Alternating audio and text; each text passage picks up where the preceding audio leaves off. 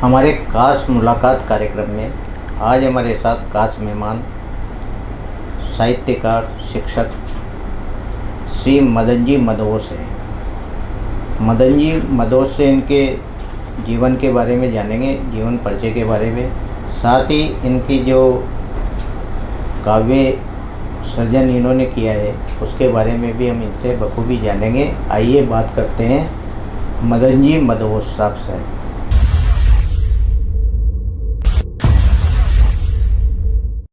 मदन जी, आपका हमारे स्टूडियो में नमस्कार बहुत साहब। स्वागत है। नमस्कार साहब। मदन जी, आप अपने जीवन परिचय के बारे में बताएं। आप कहाँ से हैं, शिक्षा आपकी कहाँ हुई, पहले तो मैं किस रूप में आपने साहित्य की तरफ कदम रखा? आपका बहुत बहुत आभार व्यक्त करता हूं और बहुत बहुत बधाई और धन्यवाद ज्ञापित करता हूं कि आपने कोटा में STN चैनल के माध्यम से लोगों को एक मंच देने का कार्यक्रम शुरू किया, प्रारंभ किया, जिससे बहुत सारे नवोदित साहित्यकारों, कलाकारों सबको आगे बढ़ने का अवसर मिलेगा। ये आपके लिए बहुत बड़ी बात है जो आपने यहाँ पर शुरू की। इसके लिए मैं आपका बहुत बहुत आभार व्यक्त करता हूँ। मूलतः मैं बमुलिया कलां तहसील अंता जिला बारां का रहने वाला हूँ। वहाँ मेरी जन्मभूमि है और वहाँ पर ही मैंने कक्षा 1 से 8वीं तक का अध्ययन कार्य किया राजकीय उच्च प्राथमिक विद्यालय बमुलिया कलां में। और उसके पश्चात वहाँ पर मिडिल स्कूल था।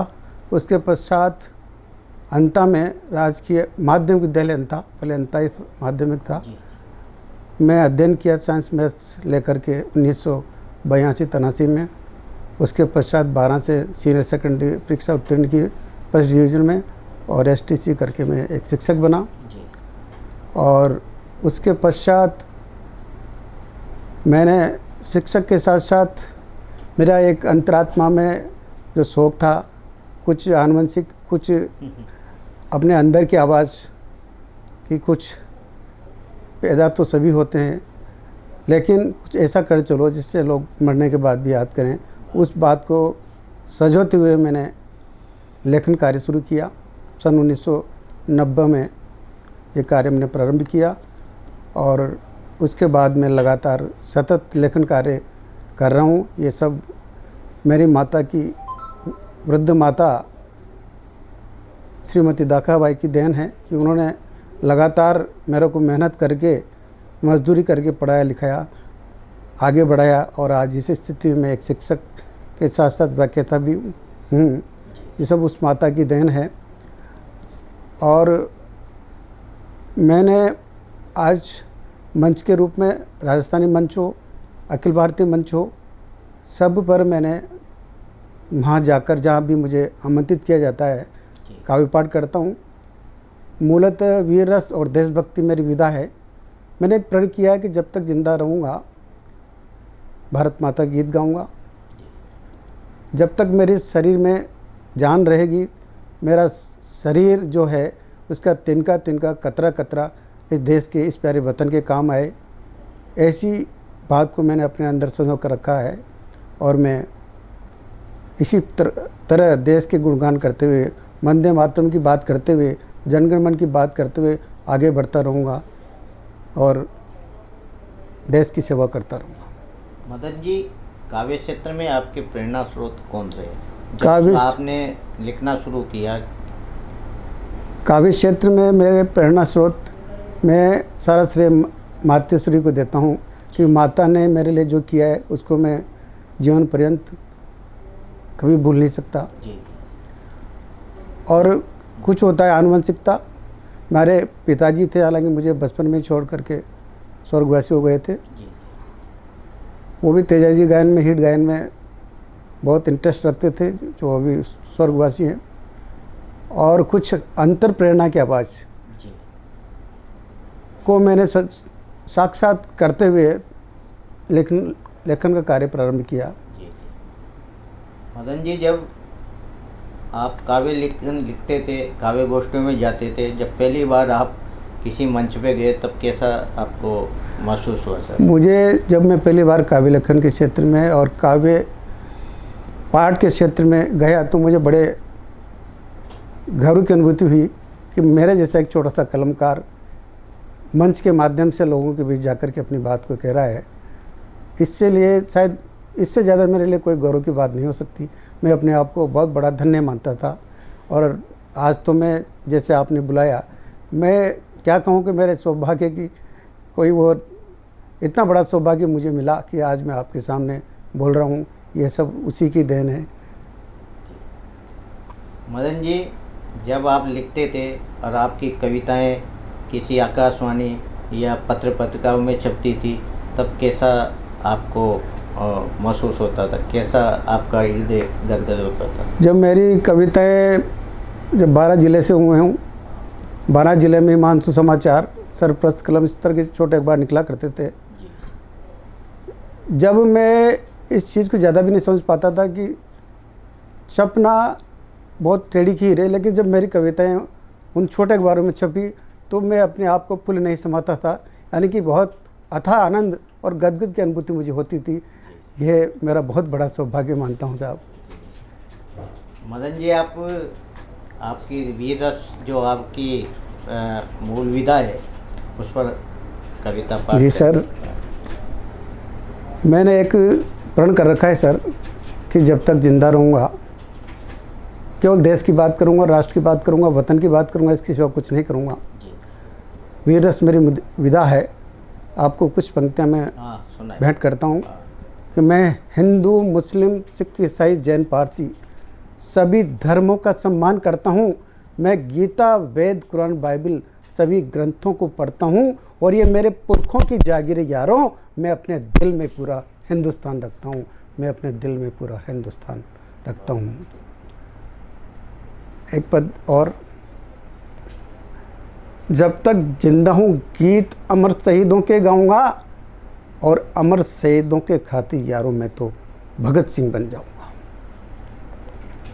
जिसको बदबू आती अमर तिरंगे से, मैं कोई धर्म सांप्रदायिकता की बात नहीं करता, सभी धर्मों का सम्मान करता हूँ, लेकिन जो मेरे अंदर में जो आवाज़ उठती वो निवेदन करना चाहता हूँ कि जिसको बदबू आती अमर तिरंगे से मेरा वतन छोड़ जाए और जिसको नफरत होती अमर शहीदों से मेरा हिंदुस्तान छोड़ जाए। भारत में यदि रहना है तो अमर शहीदों को शीश झुकाना ही होगा और भारत में यदि रहना है तो भारतवासी बनकर ही रहना होगा। भारत में यदि रहना है, मैं हिंदी और हाड़ौती दोनों में लिखता हूँ। आपका आदेश हो तो एक हाड़ौती की छोटी सी रचना और निवेदन करना चाहता हूँ। बहुत अच्छी बात। जब अलाउद्दीन खिलजी ने चित्तौड़ पर आक्रमण किया तो मात्र अलाउद्दीन खिलजी ने जब चित्तौड़ पर आक्रमण किया तो रानी पद्मिनी की मात्र उसने दर्पण में झलक देखती। रानी पद्मिनी आप जानते हो पूरा इतिहास गवाह है कि बहुत अथा सुंदर थी। जब उसने दर्पण में चेहरा देखा रानी पद्मिनी का तो उसने रानी पद्मिनी को प्राप्त करने के लिए चित्तौड़ पर आक्रमण कर दिया, ईंट से ईंट बजा दी, परंतु गद्दारों की वजह से राजा रतन सिंह युद्ध में मारा गया। उधर जब ये बात रानी पद्मिनी को मालूम पड़ी तो उसने अथाह रानियों के साथ मिलकर के जोहर करके अपनी जीवन लीला को समाप्त कर दिया, परंतु अपनी इज्जत, अपनी आबरू पर आँच नहीं आने। तब जाकर के निवेदन करना चाहता हूँ 4 पंक्तियों के माध्यम से। हाड़ौती में देखिए आप, रानी की एक झलक में ही खिलजी को अंग अंग हिलोर मार गयो। रानी की एक झलक में ही खिलजी को अंग अंग हिलोर मार गयो। पद्मिनी संग सेज सजा बाको सपनों जद बरी हिवड़ा में धार गयो। आदेश दियो सेनानी गढ़ चित्तौड़ पर धाओ बोल दियो और अनीति के साथ में गद्दारा ने भी सारो भेद खोल दियो। पर वीर भूमि गढ़ चित्तौड़ जीतबो आसान काम कोई ना, इतिहास गवाच चित्तौड़ तो हिंदुस्तान में दूजो नाम कोई ना।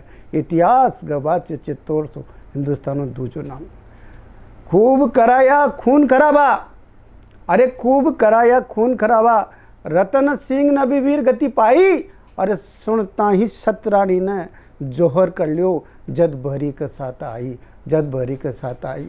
सतरानी अरज करे पतिदेव सु, प्राचीन समय में सब सतरानी पतिदेव से अरज करती थी, आज कोई नहीं करती। सतरानी अरज करे पतिदेव सु, अरे चूड़ो लजा गर पाछो मत आजे, मर जाजे पण चित्तौड़ की शान, रजपूती खून मत लजाजे। ही वास्तव प्रताप पद्मिनी सांगा की धरती, ही वास्तव प्रताप पद्मिनी सांगा की धरती, गढ़ चित्तौड़ का तही नमन करा, और जी का नाम से दुनिया थर्राव उमे वाट का तही नमन करा, जी का नाम से दुनिया थर्राव उमे वाट का तही नमन करा। बहुत बढ़िया, बहुत अच्छी माइंड भाषा में आपने मतलब एक कविता सुनाई। मदोस जी, आपने बड़े मंच कब साझा किए थे? सबसे पहले जब अखिल भारतीय या राजस्थानी जो बड़ा मंच है, कब साझा किया था आपने? बड़ा मंच साहब मैंने डोल मेला 12 जो राजस्थान स्तरीय कवि सम्मेलन होते हैं उनमें भी, और साथ में 1-2 बार अखिल भारतीय मंच में भी काव्य पाठ किया। और काव्य पाठ कर मेरे को जो गर्व की अनुभूति हुई उसकी मैं कि कल्पना भी नहीं कर सकता। बड़ा अच्छा आनंद होता है साहब। एक साहित्यकार अगर कुछ लिख करके उसको पब्लिक के सामने परोसता है तो उसको अपने आप में बहुत गदगद होता है वो, और एक जीवन जीने की कला भी उसके अंदर जागृत होती है। मदोस जी, पहली बार जब बड़े कवियों के बीच में जब अपन पहली बार कविता पाठ करते हैं तब कैसा महसूस हुआ था उस समय जब आपने बड़ा मंच साझा किया था? बहुत अच्छा महसूस होता है साहब, लेकिन आजकल थोड़ा सा ये है ज़रूर है कि मंचों पर राजनीति थोड़ी सी हावी हो चुकी है। भटक गए कुछ लोग हालांकि वो बात यहाँ कहना ठीक नहीं है। मुझे बहुत गर्व की अनुभूति होती है साहब जब मैं मंच पर काव्य पाठ करता हूँ। मैं ही नहीं, जो भी कवि या साहित्यकार मंच पर काव्य पाठ करता है उसको बड़े गर्व की अनुभूति होती है। वो अपने आप में बहुत आनंद अनुभव करता है, और उससे उसके जीवन यूँ मान लो कि रक्त संचार और अच्छा हो जाता है। जी बिल्कुल। हाड़ौती साहित्यकारों का कुंभ है, महाकुंभ है। जी सर। है ना? किन किन साहित्यकारों का आपकी लेखनी पर प्रभाव आया, या किन को आप मतलब ज़्यादा सुनते थे और लिखते उनका साहित्य लेखन पढ़ते थे? जी, हमारे हाड़ौती क्षेत्र से अगर देखें तो मुकुट जी मणिराज, दुर्गादान जी गौड़, विश्वामित्र दादीच, धन्नालाल जी सुमन, और इससे अगर बाहर हट करके अपन देखें तो जयपुर से अब्दुल गफ्फार, और कवियत्रियों में एकता शबनम, गुना से आती है, एक मध्य प्रदेश भोपाल से अनुसपन, डॉक्टर अनुसपन आदि कई साहित्यकारों के बीच में मुझे कविता पढ़ने का सौभाग्य प्राप्त हुआ, और ये हमें कुछ प्रेरणा भी दी मुकुट जी भाई साहब ने, दुर्गादान जी ने, और उन प्रेरणा को लेकर के आज हम साकार कर रहे हैं, उनके सपनों को साकार कर रहे हैं। मदन जी, एक कविता वीरस की और हमारे दर्शकों को। जी साहब, एक कविता में वो निवेदन करना चाहता हूँ वीरस की, जैसा कि आपने आदेश दिया। जब गद्दार राजा महाराजाओं ने अपना मुकुट, ताज, सब कुछ, अपनी पचरंगी पाक सब कुछ अंग्रेजों की झोली में डाल दी और उनके पैरों में पड़ गए, उधर दूसरी तरफ महारानी लक्ष्मीबाई ने सिंगनी बनकर के युद्ध किया।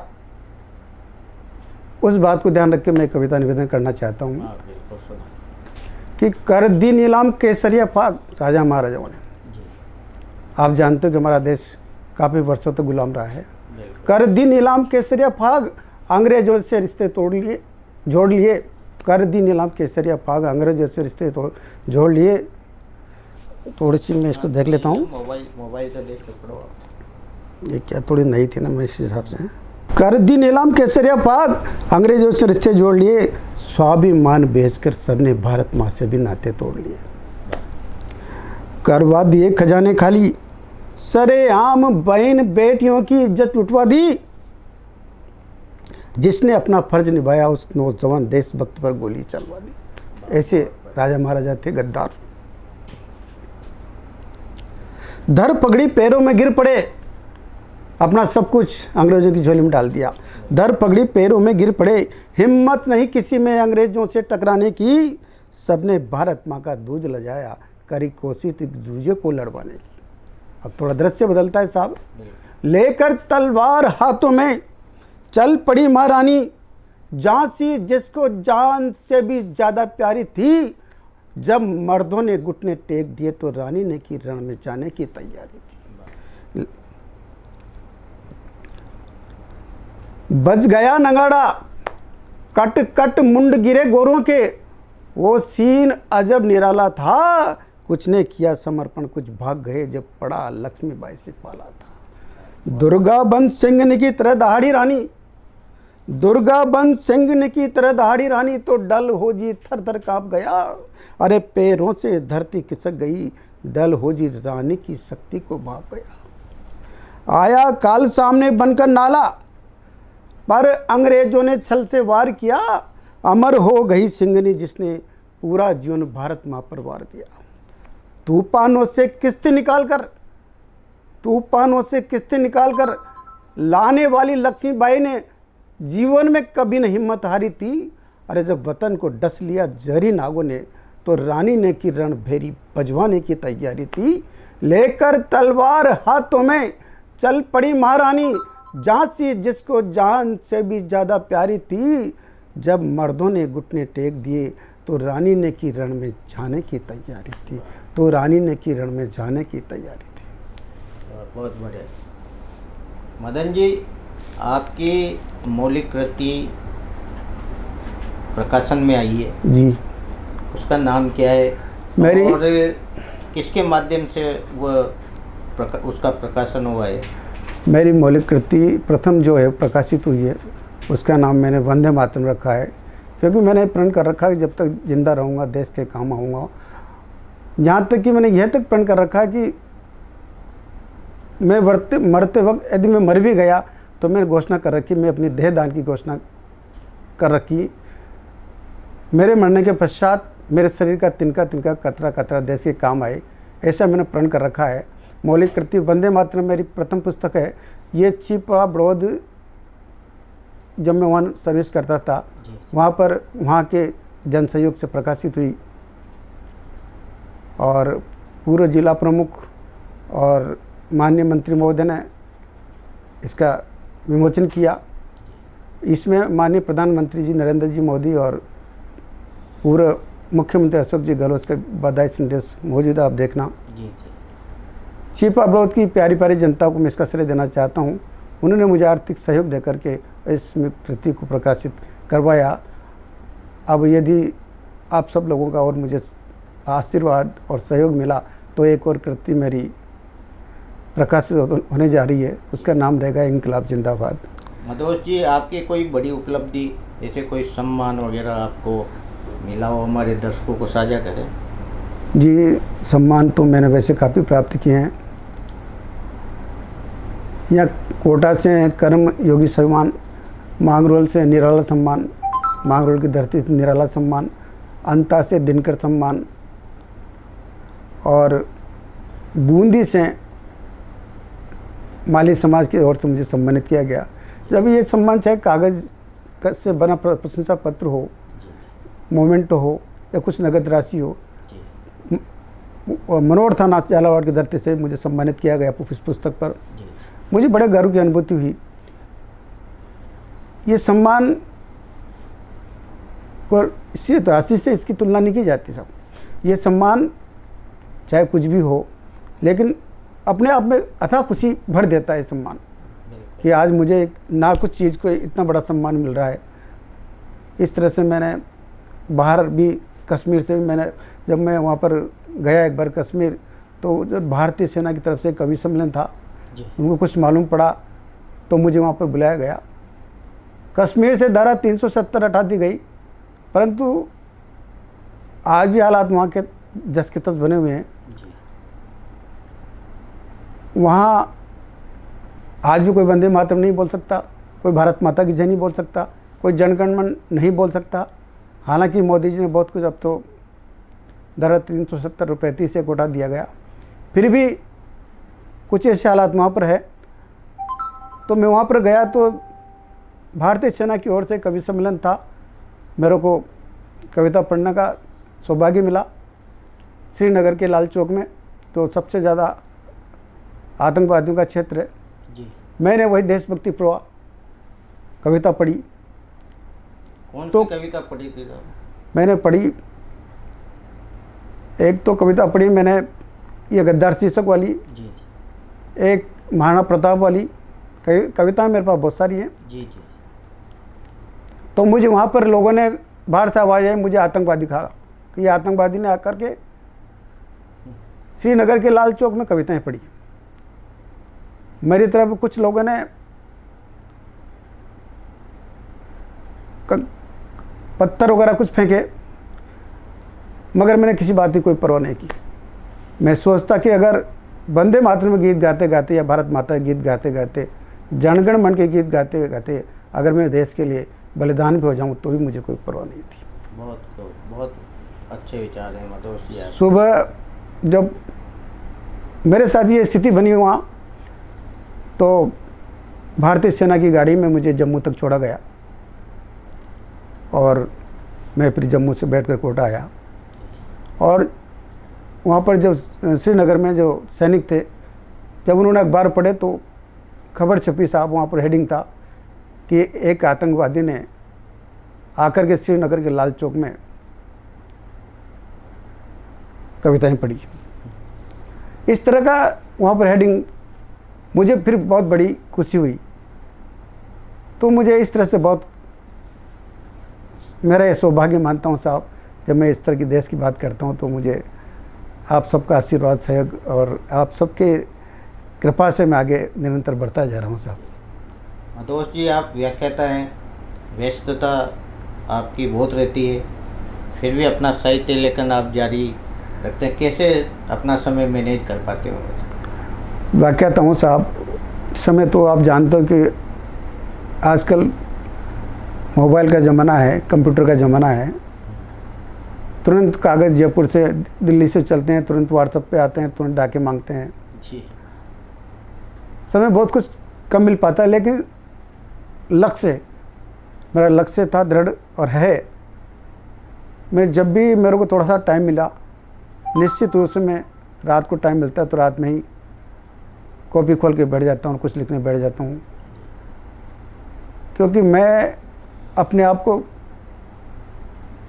चाहता हूँ कि मैं कुछ और देश के लिए कुछ करूँ, ताकि मेरे मरने के पश्चात लोग मुझे याद करें और मेरे शरीर का तिनका कतरा कतरा देश के काम आ जाए। ये थे हमारे साथ व्याख्याता, साहित्यकार, वीर रस्य और श्री मदन जी मदोस साहब ने वीर रस्य भरी आड़ोती व हिंदी में अपनी कविताएं आप तक पहुंचाई, और इनका मानना है कि मैं देशभक्ति के लिए जब तक मेरा जीवन रहेगा तब तक मैं लिखता रहूँगा और लोगों तक अपनी बात पहुंचाता रहूँगा। आज ये हमारे स्टूडियो में पधारे, आपका बहुत बहुत धन्यवाद सर, आशीर्वाद आपका, बहुत बहुत ढेर सारी बधाई आपको।